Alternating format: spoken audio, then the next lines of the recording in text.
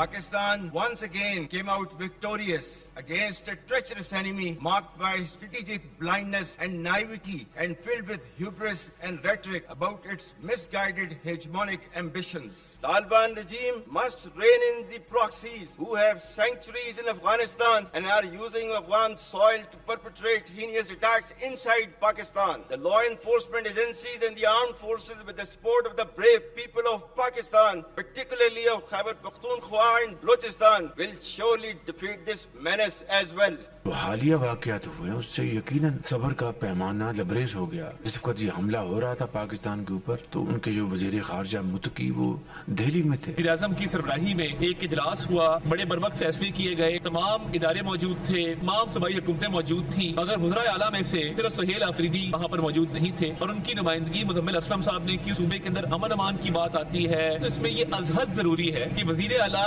खुद मौजूद हों। मैं शुक्रिया अदा करता हूँ शहबाज शरीफ साहब का, उन्होंने मुझे कॉल दी, मुबारकबाद दी, लेकिन मैंने उनको कहा कि सूबा खैबर पख्तूनख्वा 4.5 करोड़ लोगों का सूबा है और हमारी पर्सनल डिफरेंसेस में या पॉलिटिकल डिफरेंसेस में हमारी आवाम नहीं आनी चाहिए और आप लोग मेहरबानी करें कि मुझे मेरे लीडर मेरे कहा जनाब इमरान खान साहब से मिलने दें। तो शहबाज शरीफ साहब ने कहा कि मैं पूछता हूँ फिर आपको बताता हूँ। सबसे बड़ा फैसला जो मैं आपके साथ शेयर करना चाहती हूँ कि पंजाब काबीना ने TLP को बैन करने के लिए मंजूरी दे दी है।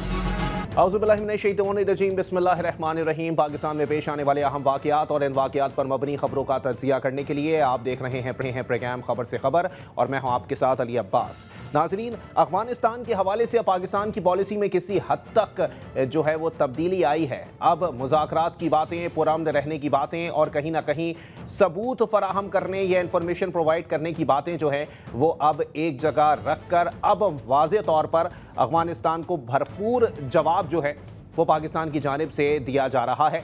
अगर आज बात करें PMA अकेडमी काकोल के अंदर जो है वो field marshal general Syed Asim Munir साहब की जानिब से वाज़े तौर पर ये अल्फाज दोहराए गए हैं, मैं कहूँगा दोहराए गए हैं कि इन प्रॉक्सीज़ पर लगाम डाली जाए जिनकी अफ़गानिस्तान में पनागाहें मौजूद हैं।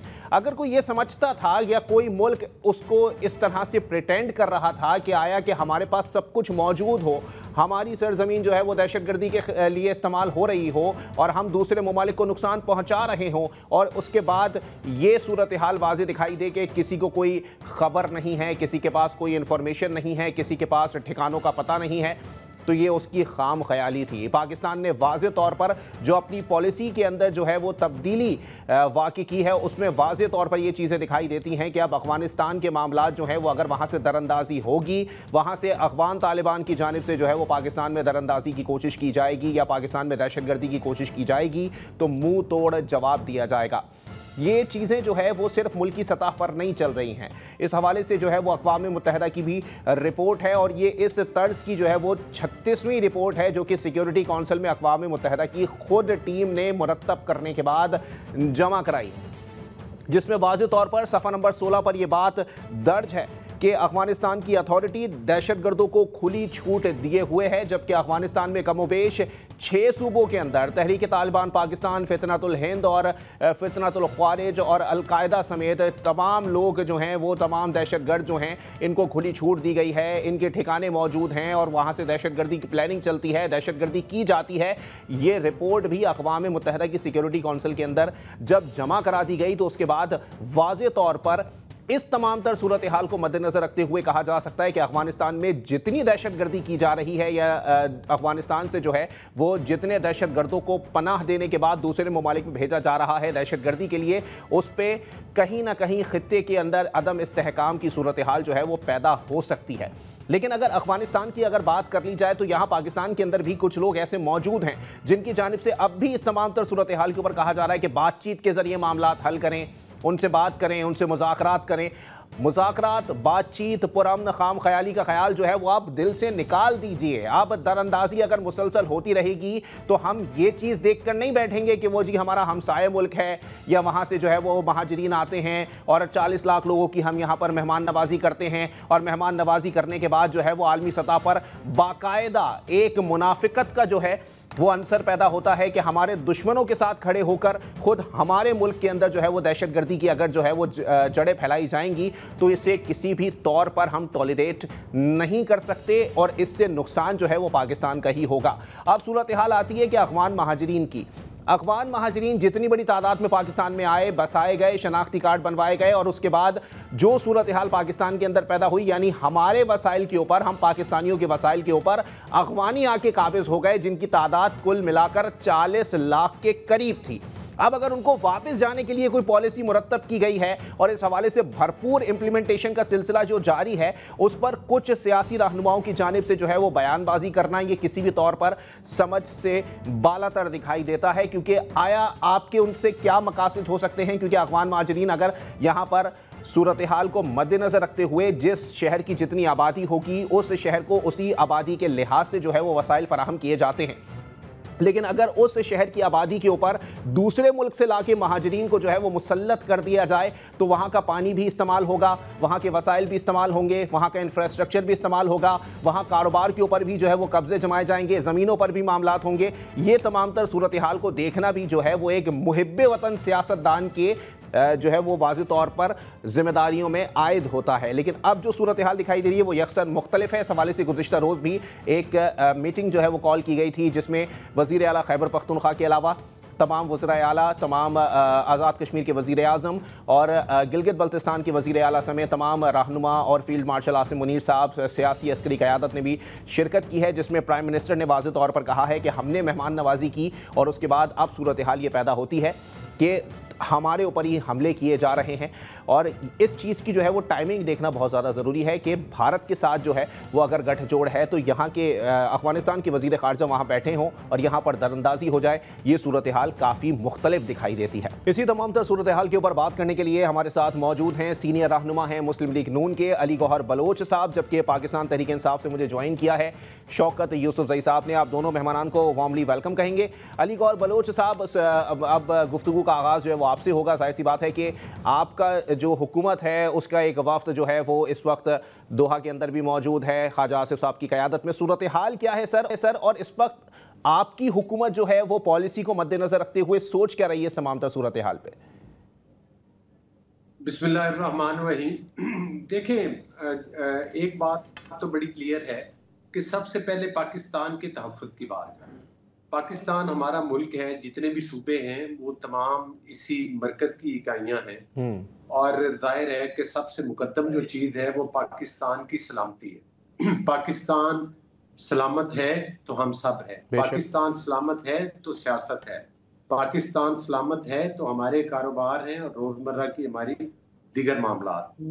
तो लिहाजा इसमें तो कोई शक नहीं है कि आपस में हमारे सियासी इख्तलाफ जिस हद तक मर्जी हों, लेकिन एक जो चीज़ हमें जो इकट्ठा करती है, जो मुज्तमع करती है, वो पाकिस्तान की सलामती है और इसके तहफ़्फ़ुज़ के लिए हमें यकजान होना चाहिए। लेकिन बदकिस्मती ये है कि हम अपने इन सियासी रंशों की वजह से बाद औक़ात अपने मुल्की मफादात को भी मद्देनज़र नहीं रख रहे।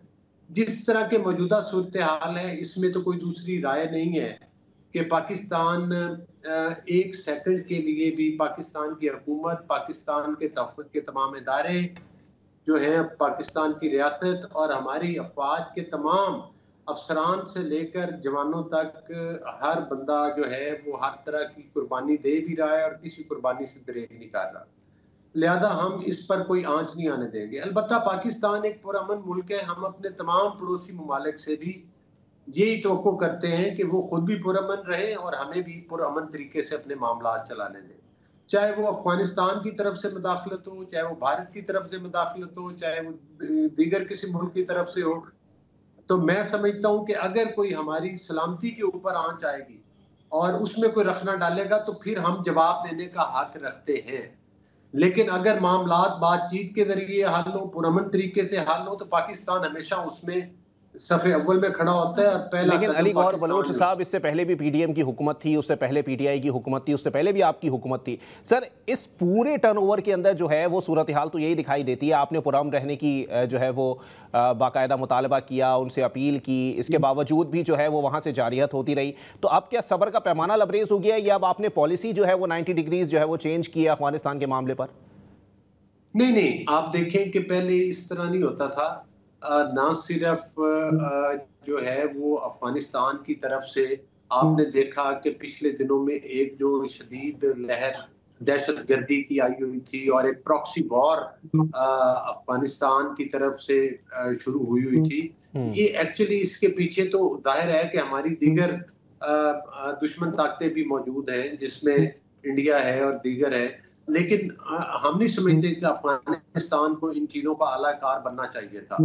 और जाहिर है एक बार नहीं, सैकड़ों बार अफगानिस्तान को हुकूमती लेवल से, खारजी लेवल से ये तंबीह की गई कि आप इस चीज का आलाकार ना बने, आपकी सरजमीन जो है वो पाकिस्तान के खिलाफ इस्तेमाल नहीं होनी चाहिए। जब वो नहीं आए तो फिर हम जवाब देने का तो हक रखते थे, जिस तरह से सबसे पहले उन्होंने हमारी चौकियों के ऊपर हमले किए और जिस तरह किया। लेकिन जब अल्लाह के फजलो करम से फिर हमने जवाब दिया तो फिर उस वक्त दुनिया ने देखा है कि फिर हम उनके किस हद तक गए हैं। और आज अफगानिस्तान के अंदर भी काफी किलोमीटर तक हमारे मुल्क के परचम लहराए गए हैं।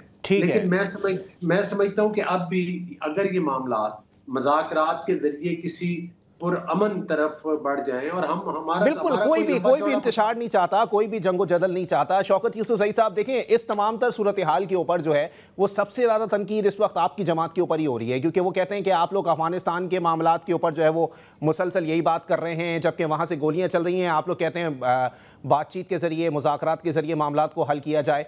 इस हवाले से जो है वो सलामती कमेटी की मीटिंग होती है, लेकिन उसमें जो है वो आपके वज़ीर आला शरीक नहीं होते। जब शरीक होना ही था तो वज़ीर आला ही शरीक हो जाते। मुज़म्मिल असलम साहब भी तो वहाँ पर मौजूद थे। देखिए जी, मेरे ख्याल से ये बात नहीं है। बात ये भी वही कर रहे हैं कि मुज़ाकरात हो जाए तो अच्छी बात है, और हम भी ये कह रहे हैं कि अफगानिस्तान के साथ मुज़ाकरात होने चाहिए। एक तो हमारा हमसाया मुल्क है, मुसलमान मुल्क है, तो बाकी जो है ना, देखें जब तक आप दरअंदाजी बंद नहीं करेंगे, वहां से लोगों का आना बंद नहीं होगा, तो आप यहाँ ऑपरेशन करते जाएं। ऑपरेशन का तो कोई रिजल्ट नहीं आएगा। आपने कितने ऑपरेशन हुए? हम तो सबको सपोर्ट किया है ना। आप देखें, स्वात का ऑपरेशन हुआ है, बाजौड़ में हुआ है, वजीरिस्तान में हुआ है, ज़र्ब अज़ब हुआ है, बहुत सारे ऑपरेशन हुए। उसका जो रिजल्ट है वो थोड़े अरसे के लिए तो ठीक होता है, लेकिन जो लंबे अरसे के लिए अगर आप मुस्तकिल अमन चाहते हैं तो फिर अफगानिस्तान जो है वहां से लोगों का आना बंद करेगा, वहां उसको कंट्रोल करेंगे, तो तब जाके मामला दुरुस्त होंगे।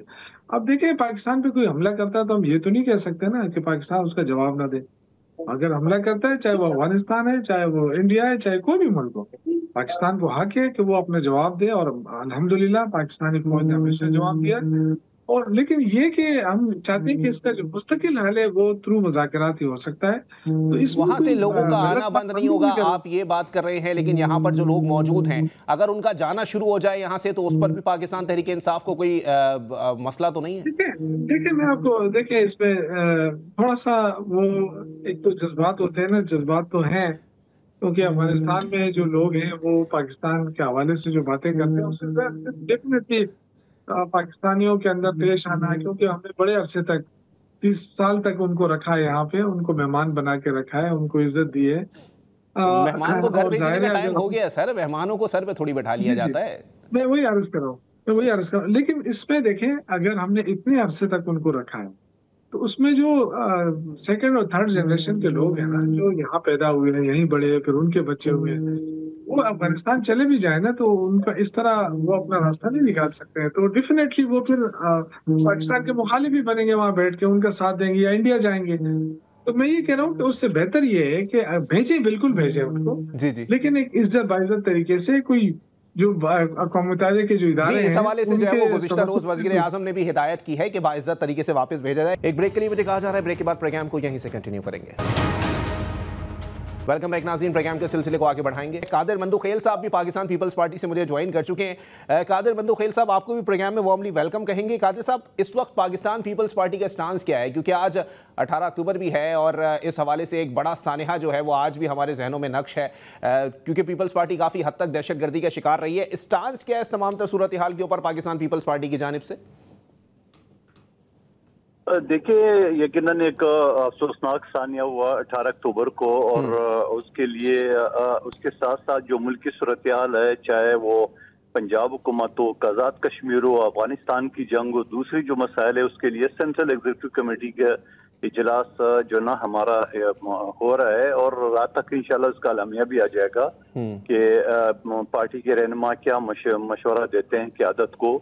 और लेकिन जो अली गौर बलोच साहब ने बात की या यूसुफ साहब ने बात की है, दोनों ने एक ही बात की है कि मुज़ाकरात होने चाहिए अफगानिस्तान के साथ। तो मैं ये सवाल उठा रहा हूँ कि वो जो सऊदी अरब के साथ हमारा मुआहदा हुआ है कि तुम पर हमला हम पर है, हम पर हमला तुम्हारे ऊपर है, तो वो उनका क्या किरदार है? क्योंकि हमारी जो फौजी जवान शहीद होते हैं, हमारे जो सिविलियन शहीद होते हैं और बार बार हमले होते हैं वहां से, तो उसके लिए सऊदी अरब का किरदार। और बीच में अभी जो 48 घंटे का सीज फायर हुआ और कतर और सऊदी अरब बीच में आया था, लेकिन उसके बाद वो सीज फायर की खिलाफवर्जी, तो ये ऊंट किस करवट बैठेगा मेरी समझ से बालातर है। और बाकी मैं ये समझ रहा हूँ कि सलामती कमेटी की जो आपने बात की वज़ीर आला का, यकीनन वज़ीर आला को उसके ऊपर बैठना चाहिए। और अभी मुज़म्मिल असलम साहब जिनका ताल्लुक कराची से, जिनको सियासत का अली बेहते नहीं पता, जरूर है कराची से उठा के उनको वज़ीर ना दिए, जबकि वहाँ झगड़ा साहब दूसरे तीसरे भी एक्सपर्ट लोग हैं। बहरहाल उनके अंदरूनी मामला है, लेकिन सवाल ये कि उनको क्या पता, उसकी जगह शौकत यूसुफ साहब को भेजते, असद कैसर साहब को भेजते, किसी और को भेज देते जिनको सियासत का पता। तो इसका मतलब ये कि जानबूझ के आपने वज़ीर कमेटी को आपने नजरअंदाज किए। आप ये मैसेज दे रहे हैं कि हमारा कोई लेना देना नहीं है, पाकिस्तान जंग कर रहा है या पाकिस्तान के ऊपर बमबारी हो रही है, हमारा तो एक ही गर्ज है, खान को रिहा करो। तो मेरे ख्याल में ये पॉलिसी अब इनको चेंज करनी पड़ेगी। और क्योंकि जब उनके खिलाफ जंग था तो पूरा मुल्क एकजा हो के, और हमने एक मुकब बन के उनके मुंह पे, मोदी के मुंह पे हमने जो ना वो मारा, और उनको दुनिया भर में उसको यकीनन अफगानिस्तान के मामले में भी हम एक होने चाहिए। इससे कतई नज़र कि हमने उनकी मेहमान नवाजी की है और यकीनन ये सारी चीज़ें सामने हैं, लेकिन साथ साथ मैं ये भी कहूँगा फिर भी, क्योंकि लकीर के उस तरफ भी एक अवाम यहाँ भी है, एक ज़बान, एक लिबास और एक शक्ल के, एक मज़हब के लोग हैं। तो मैं ये समझ रहा हूँ कि हमें उनके साथ जो है ना करके और इस मसले का हल निकलना चाहिए। ठीक है, अली गौर बलोच साहब से मैं इसका जवाब ले लूं। जी अली गौर बलोच साहब, सर इतनी सूरत हाल दिखाई दे रही है, कुछ पंजाब में हुआ वो मामला जो है वो सबके सामने है, जिस पर पंजाब ने जो है वो बाकायदा सिफारिश कर दी है कि तहरीक लबैक पर जो है वो पाबंदी लगा दी जाए। और अब जो है वो सियासी माहौल भी जो है वो गर्म दिखाई देता है, फिर बॉर्डर्स के ऊपर जो है वो मामला जो है वो ख़राब दिखाई दे रहे हैं। आपको नहीं लगता सर हुकूमत के लिए जो है वो एक के बाद एक हडल जो है वो सामने आता जा रहा है, जिसको फलांगना जो है वो इतना आसान नहीं है? नहीं, मैं समझता हूं कि अगर आपके इरादे पुख्ता हो जी, तो इसमें तो कोई दूसरी राय नहीं है कि पाकिस्तान को हमेशा डे वन से बड़े बड़े चैलेंजेस थे। देखिए, जिस वक्त अदम एतमाद हुआ था और जब हुकूमत हमारी मतलब बनी अदम एतमाद के बाद इत्तेहादी, उस वक्त कहा ये जाता था कि पाकिस्तान डिफॉल्ट कर जाएगा, पाकिस्तान एक दिन भी नहीं चलेगा। तो अल्लाह ताला के फजलो करम के साथ पाकिस्तान डिफॉल्ट भी नहीं हुआ और पाकिस्तान ने आपने देखा कि माशी तौर पर मुस्तहकम हुआ। फिर इन हालात के अंदर आपने देखा कि पाकिस्तान के ऊपर इंडिया की तरफ से हमला किया गया। उस जंग के अंदर भी अल्लाह ताला ने हमें कामयाबी से हमकिनार किया। जिस तरह से हमारी अफवाज, जिस तरह से हमारे सिपा सालार, जिस तरह से हमारे वज़ीर आज़म और दीगर हमारे इत्तेहादी पॉलिटिकल पार्टी, तमाम पूरी कौम जिस तरह से मुत्तहिद थी और अल्लाह ताला ने भी हमें कामयाबी दी। इस कामयाबी को पूरी दुनिया ने तस्लीम किया और पाकिस्तान का सर जो है वो पूरी दुनिया से फख्र के साथ बुलंद हुआ। अब जो चैलेंज हमें अफगानिस्तान की तरफ से है, अभी भाई कादिर मंदुखेल बात कर रहे थे, हम तो कह रहे हैं कि हम ईंट का जवाब पत्थर के साथ देंगे और हम पाकिस्तान की सलामती पर कंप्रोमाइज नहीं करेंगे। लेकिन अगर हमारे साथ कोई पुरअमन तरीके से बातचीत करना चाहे तो हम उनको वेलकम करते हैं और हम सिर्फ ये तवक्को करते हैं कि जिस तरह से हमारी सरजमीन किसी मुल्क के खिलाफ इस्तेमाल नहीं होती, किसी और मुल्क की सरजमीन भी हमारे खिलाफ इस्तेमाल ना हो। जहां तक आपने TLP की बात की, देखिए TLP की बदकिस्मती ये है कि इन्होंने जब भी जो है वो मतलब है कि एहतजाज किया है, वो इंतहाई पुरतशद्दद एहतजाज किया है PTI की तरह, और इन्होंने हमेशा पुलिस वालों को शहीद किया, लोगों को मादूर किया। सैकड़ों की तादाद में लोग हैं जो मादूर हुए, कि बहुत ज्यादा तादाद में इनके 2-3 दफा जो इन्होंने एहतजाज किए उसमें लोग शहीद हुए। फिर पाकिस्तान की इमलाक को जो नुकसान पहुंचाया गया वो एक अलग था। तो पाकिस्तान की रियासत ये फैसला कर चुकी है कि किसी भी इंतशार फैलाने वाले जत्थों को, मुल्क का अमन तबाह करने वालों को, वो शरारत मुल्क के अंदर से हो या मुल्क के बाहर से हो, उसको किसी सूरत पर भी जो है वो मतलब बर्दाश्त नहीं किया जाएगा। तो मैं समझता हूँ कि इसमें बड़ी क्लियर पॉलिसी है मुल्क की और इसमें कोई दूसरी राय नहीं है। ठीक है, आप जरूर ये कह रहे हैं कि हमें चैलेंजेस है, मैं मानता हूँ चैलेंजेस है, लेकिन ये भी बात काबिल जिक्र है कि हुकूमत और हमारी रियासत और हमारी अफवाज, चाहे कोई मईशत का मैदान है, चाहे हमारी खारजा पॉलिसी, आज खारजा पॉलिसी देखे पूरी दुनिया के साथ हमारे अच्छे तल्लुकात हैं जी। जंग होती है तो अल्लाह ताला हमें कामयाबी से हमकिनार करता है, डिफॉल्ट की बजाय अब हम मुआशी तौर पर मुस्तहकम होने की तरफ जा रहे हैं। तो ये सारी काम चैलेंजेस भी हैं, लेकिन अल्लाह ताला साथ साथ कामयाबियां भी दे रहे हैं। ठीक है, एक ब्रेक की तरफ जाएंगे, ब्रेक के बाद प्रोग्राम में वापस आते हैं।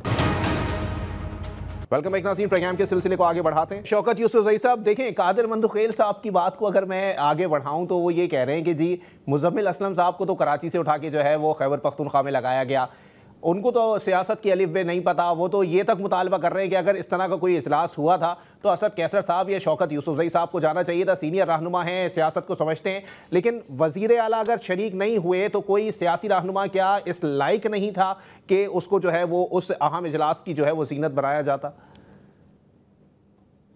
यार देखिए, ये तो पार्टी के मामलात होते हैं, चाहे कोई किधर से हो कोई किधर से हो, ये तो खैर उन्होंने भी क्लियर किया, उन्होंने कहा ये आपका पर्सनल मैटर है, आप लोगों का जाती मामला। हमने कोई वहां जाके तो कोई पार्टी पॉलिसी तो बयान नहीं करनी थी ना, वहाँ पे कोई अपना वो देना था, क्योंकि जाहिर है चीफ मिनिस्टर की ख्वाहिश थी कि वो सबसे पहले इमरान खान से मिले और उनसे गाइडलाइन ले, लेकिन वो नहीं छोड़ा गया, तो इसलिए उन्होंने नुमाइंदगी अपनी की है उन्होंने। बाकी देखें, हम तो ये TLP की बात हो रही है, TLP को जो हमारे दौर में उसके खिलाफ ऑपरेशन हुआ तो तारड़ साहब और ये सारे लोग कह रहे थे कि जी ये ज्यादती हुई है। कादिर मंदुखेल साहब भी पीपल्स पार्टी से, कादिर मंदुखेल साहब भी हमारे साथ मौजूद हैं। जी कादिर साहब, इस वक्त जो सूरत हाल है कि अगर देख लिया जाए, क्योंकि आप लोग भी इत्तेहादी हैं, अभी जो है वो बिलावल ने जाके जो है वो प्राइम मिनिस्टर से मुलाकात भी की है और कहा है कि जी हम जो तहफ़्फ़ुज़ात हैं उनको दूर करेंगे, और कहीं जो है वो जो बयानात के मामला चल रहे हैं उसमें सीज़ फायर हो गया आप लोगों के दरमियान।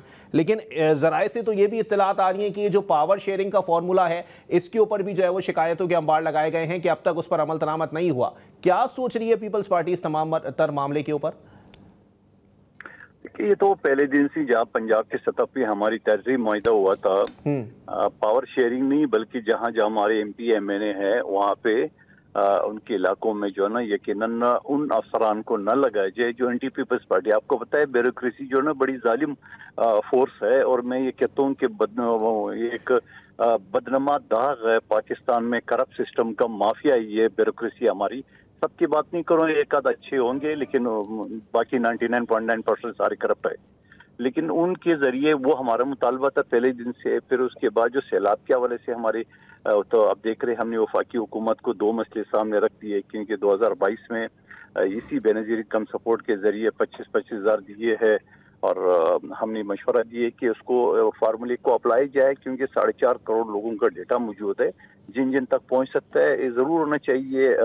मरियम बीबी कहती है मैंने 10 लाख देना है, अब 10 क्या 50 लाख दें, लेकिन जो फौरी रिलीफ है वो तो इससे वो है। और फिर उसके बाद फिर हमने ज़रूरी इमरजेंसी की बात की है, वो वज़ीर-ए-आज़म से अब मान ली है। तो ये सारी जो हमारी खदशात है वो कोई जायज़ खदशात अगर नहीं है तो वो भी बताया जाए, लेकिन गाली गलोच धमकियाँ ये वो सारा वो चीज़ मुनासिब नहीं था। उस सिलसिले में यकीनन हमारी सेंट्रल एग्जीक्यूटिव कमेटी जो है ना आज कोई अमल जो है वो तैयार करेगी, और उसी हिसाब से कि हमने क्या करना है क्या नहीं करना है। बाकी जो आपने TLP की बात की, यकीनन एक अफसोसनाक वाक़या हुआ, इससे पहले भी हुआ है और ये PTI के दौर में भी हुआ। एक सियासी मजहबी जमात है, उनके साथ जो है ना वो बेहतर तरीके से हैंडल किया जा सकता था। और वो पहले भी आपको बताया फैजाबाद मामले में बाकायदा उससे रिटर्न उनके साथ मुआहिदा हुआ था, और फिर उसका पिछले साल जो था वो भी था साल 2 साल पहले, पर उसके बाद मैं समझ रहा हूँ अभी ये है। लेकिन मैं ये सारा जो ना इसका इल्ज़ाम जो ना ये पंजाब की गुंडा पुलिस को देता हूँ, क्योंकि मैं नहीं कहता हूँ 100% गुंडा है, लेकिन 99.9% गुंडा पुलिस है पंजाब की, और हमेशा हुक्मरानों के साथ वो इस तरह खेलते हैं, इस्लामाबाद पुलिस समेत। तो गुंडा पुलिस के जरिए इस तरह जो ना आवाम के ऊपर गोलियां बरसा के और इस तरह उसके साथ ज्यादती नहीं करनी चाहिए।